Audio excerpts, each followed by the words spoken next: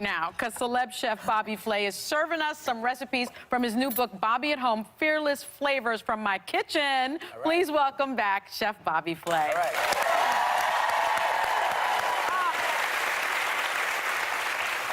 Our folks at home can't smell what you've got cooking in here, but it smells so amazing. We're so happy to have you back. It's a lot of garlic. It's a lot, but it smells so good. We hung out recently. I got to do an episode of Beat Bobby Flay. Yes, she did. I had such a great time. I love that show so much. Oh my gosh, thank you it's very much. Life. It's amazing. It hasn't aired yet. So we can't tell you what happened, but you can tell everyone what a fantastic competitor I am. No, you are very competitive. I did not know how competitive you were. Oh, you didn't know? No, but you totally brought your A game for sure. You were the perfect competitor. I mean, unlike in Jeopardy? Unlike in Jeopardy. Sorry to bring that up again. Thanks, Megan. That was Listen, a just by the fact that she's not taking a knife to you, I think she probably did well. Bobby, I hear you just got back from Italy. I did. I was What there did you for 3 eat? weeks. There. Well, I was in Rome and Tuscany. Actually, best food. I was with Giada De Laurentiis. We were shooting a show there. I love her. And so I ate all the classic pastas of Rome: cacio e pepe, amatriciana, carbonara. Listen, it's pizza and pasta all day long in Italy, no matter where you go. Carbonara is a deal breaker because that is to me the greatest dish that was ever created. Well, it's bacon and eggs on Bacon, pasta. eggs, Yeah. and cream. Who doesn't like that? Exactly. So good. Bobby, who's the better chef, you or Giada? Who's a better chef? Because I love both of you. Giada for sure. Really? Smart answer. Oh, that's so sweet Absolutely. of you. No, she's She's amazing. so good. Well, first of all, I'm obsessed with Italy, and she was born there, so she's got it on me. yeah. You know. But does she ever eat anything? Because she's very skinny. She loves arugula. She loves arugula. Arugula is her go-to. I love the international influences all over your cuisine. I see you do a lot of Mexican-inspired Yes, cuisine. I love chili peppers and all the all the Latin flavors. That's really sort of how I got my career going. From Mesa Grill and the fresh and dried chilies and stuff like that. I love that kind of food.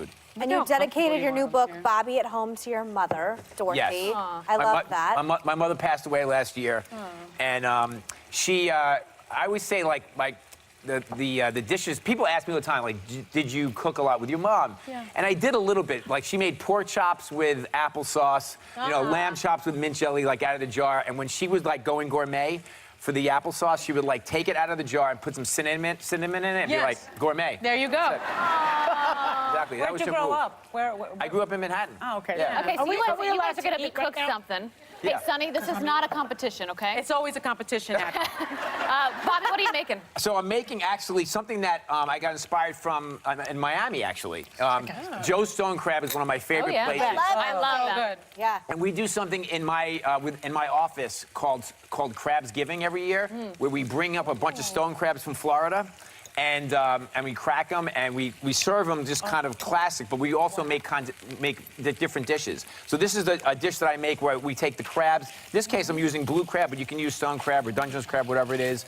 A little bit of garlic, some white wine, some lemon, and a little bit of anchovy, kind of really, accentuates the flavor. And it's actually a very, very light pasta dish. You just kind of coat it with the crab and the sauce. Delish. And it's fantastic. Tell me the And you difference have between little white chili? anchovy and black anchovy. I read that all the time and never understand Black the flavor. anchovy? I'm not really sure. Oh, I see what you're saying. Yeah, so there's the white anchovies, which they call bucarones, which are like the Spanish ones that you'll see in olive oil. Bucarones, and then the darker anchovies are the ones that are cured, and you can chop those up and put them in anything. Anchovies are like the bacon of the sea. Like, people are like, I don't like anchovies, but if you put them in a dish, like a Caesar salad, it makes it so delicious. Everything's better. Yeah. A little bit goes a long way, though. Chicken's delicious. Yeah, so you have chicken with some salsa verde, so it's like a green sauce. Every culture has its own version of a green sauce. So this is a Mediterranean version of one. And then we have some grilled flatbread with some prosciutto, and then we And have all of these are recipes that are in your book. they're in your all new book. in The Bobby book at is Home. fantastic. So you have some chili also, though, right? Yes, a little bit of crushed red pepper. So it's crushed red pepper, garlic, lemon, a little bit of the pasta water, and then some butter, and that's basically it. And that's it? I have to Yeah. tell you, I binge watched you when I was pregnant with twins. I just had them a Really? few months ago.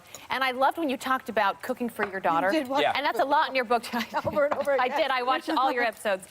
But you learn a lot from her taste buds. She had friends over. You're like, I'd love to, when they wake up from sleepovers, to just make them pancakes or, Actually, my daughter, Sophie's now 23, and she's actually a reporter for ABC in Los Angeles now. She just graduated school, and she's out there getting a paycheck, which we love.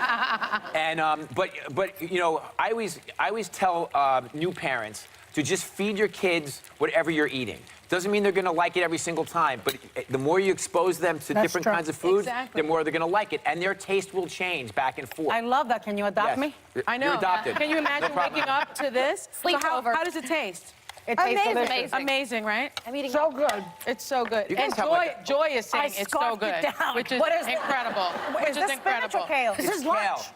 You know, you have to have, you know, people are eating a lot of vegetable-driven dishes now. Yeah. So, like at my restaurant Gato, we have tons and tons of vegetable dishes, and this is something I make at home. This is actually kale with a little bit of pine nuts and some raisins, just to kind of, you know, like that. give it a little life. It's you in know? the book. You like it? Kale. Yeah. I love it. Oh yeah, all this is amazing. in the book. Wow. And then tiramisu.